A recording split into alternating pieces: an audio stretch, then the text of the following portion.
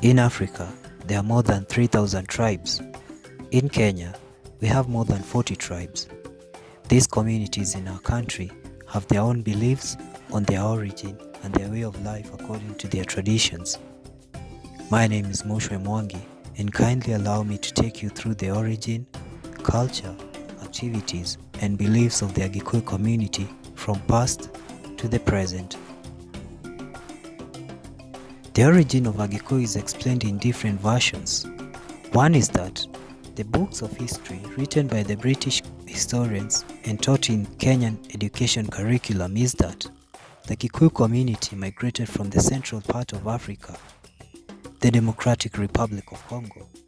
It is estimated that it was between 13th and 14th century when they arrived in Kenya and where they occupied the central part of it. In another version is that the Agikuyu believe that their origin starts from Mount Kenya, where Gikuyu, who was the first man, just like in the Bible, Adam is the first human being created. However, in this case, Gikuyu was not created. Yes, he was not created, but rather it is said that he was molded into human form by Mwene Nyaga, God. Gikuyu had the ability to communicate with God, but not to see him. In his daily activities, he used to see a very big ostrich, Nyaga. The ostrich made him amazed of God's creation, and this made him honor and praise him, as he called him Mwene Nyaga. Mount Kenya, where he used to communicate with God, he christened it Kirinyaga, since it had flock of ostriches. Kirinyaga from translation point is Kirema, which is mountain, Kere with Nyaga, ostriches. Before God gave Gikuyu land, he first took him to the peak of Mount Kenya to have the view of it.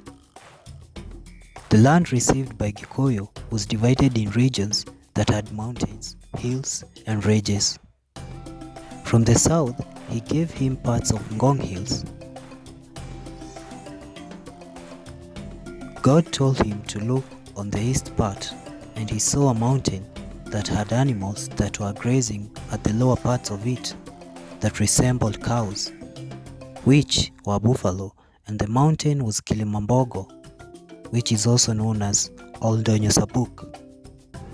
This area serves as the boundary of the eastern part of the Kikuyu nation. On the west, he saw ridges which were Nyandarua ridges, and God gave these two to Gikuyu. God showed Gikuyu a place called Mukurawanya Gadaga in Murang'a, where he lived all his life. At this place, God made him fall into a deep sleep, and he later woke up to see a woman and called her Mombi. They got married and later sired 10 daughters, who are known as Kenda Muihuru, a phrase which Gikuyu used to refer to the number of his children. It is a taboo among the Gikuyu community to mention the number of children one has. The Kenda Muihuru of Gikuyu and Mombi were Wanjiru, Wamboi, Njeri, Wanjiko, Nyambura, Waithera, Wairimu, Wangari, Wangui, and Warigia, respectively. The first 9 daughters of Gikuyu and Mombi are pillar of identity of the Gikuyu clans. The clans are named after their daughters. The traditional origin story has been passed on from one generation to the next by word of mouth and is highly embraced. When a child is born, in the Kikuyu culture, it is possible to know the gender of the child if you are in the neighborhood. A boy child is accorded 5 ululations and girl is accorded 4. The total is 9, signifying the 9 months of pregnancy for a woman. Traditionally, the Gikuyu circumcised both boys and girls at puberty as an important cultural practice. Circumcision was characterized by celebration known as Irua. Circumcised girls became women ready for marriage and boys became warriors. Ancients, circumcised at the same time, formed an age set, Rika. The The girls faced the knife until when the missionaries arrived in the Kikuyu land, and it is today abolished and is against the law. When a man found a suitable woman to marry, he is expected to pay bride price ratio to the bride's family. The parents of both bride and the groom engage in discussions, exchange gifts, and assess whether the couple are a suitable match. Afterwards, the elders and fathers of both the groom and the bride drink a locally brewed beer, Moratina, together as they negotiate for bride price, which has to be 100 goats. A man can marry as many wives as he can afford. Christianity, which has been embraced by many in the Kikuyu land, have discouraged polygamy, but its practice still takes place.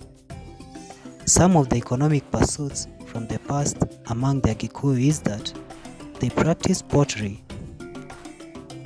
Kikuyu women made pots from a special clay dug up in particular areas. Pots were mostly used for cooking, storing grains, carrying water, and for trade.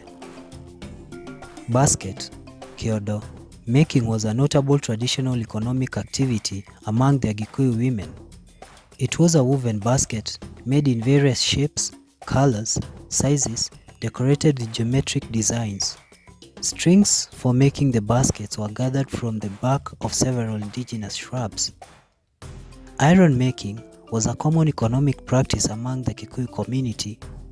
Kikuyu blacksmiths, muturi, made knives and weapons from iron ore, which was dug out of the ground and smelted. In most markets, tobacco, vegetables, skins, and gourds were exchanged for iron, pottery, leather, garments, salt, and red ochre. The Gikuyu community had prophets. Mogo wa Kiviru was a prophet who prophesied about coming of white men, who were the Europeans. He said that they would come a strange race of people whose skin color was like that of a small pale frog that lives in water, and that one could see their blood under their skin just like the frog. He also said that these pale strangers would have a colorful clothes that were like butterflies. He warned the Kikuyu that the Kikuyu warriors with their spears would not have a chance before the white, since they had magic sticks that produced fire, gun-shooting bullets. The white man also carried fire in their pockets, match boxes, he said.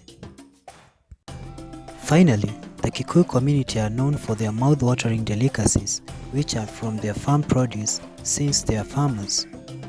Some of their dishes include githeri, maize and beans, mukimo, mashed green peas and potatoes, and since they rear animals, they have mutura, sausage made using goat intestines, meat and blood.